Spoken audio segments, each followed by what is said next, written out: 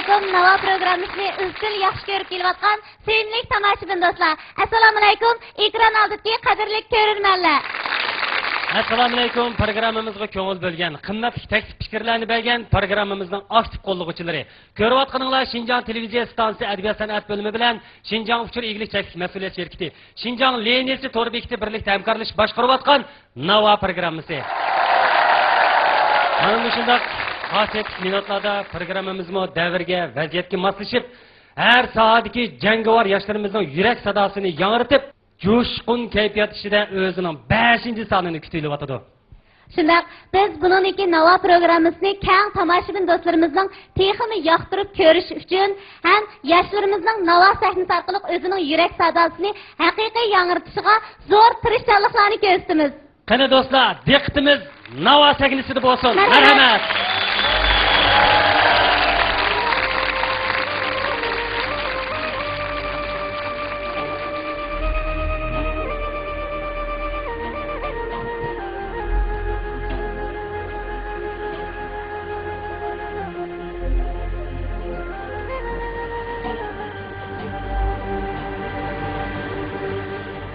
Mistan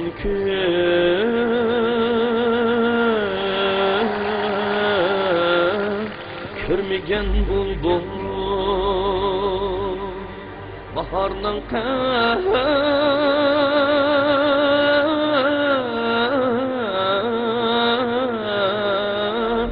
kadrini bilmez Japani çekmegen aşık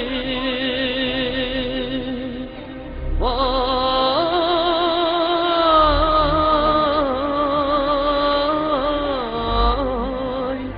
vafanın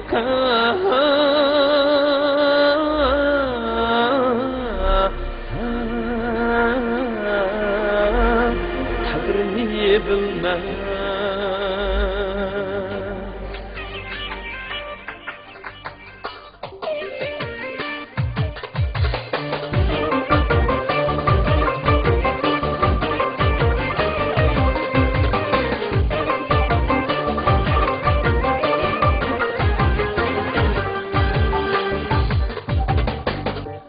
attım deryaga gülmerem Leyli bilip küpmeydu acınım merem Leyli bilip küpmeydu acınım merem Senden kılgan gepler yen gülmerem Hiç yadımdın ketmeydu acınım merem Hiç yadımdın ketmeydu acınım merem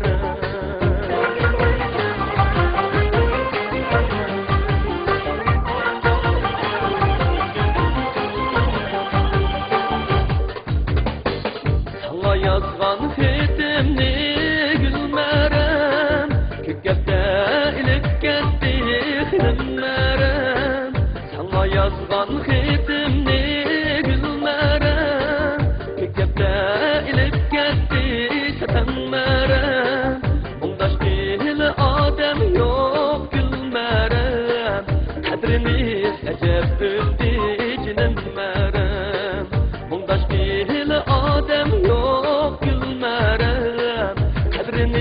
Acep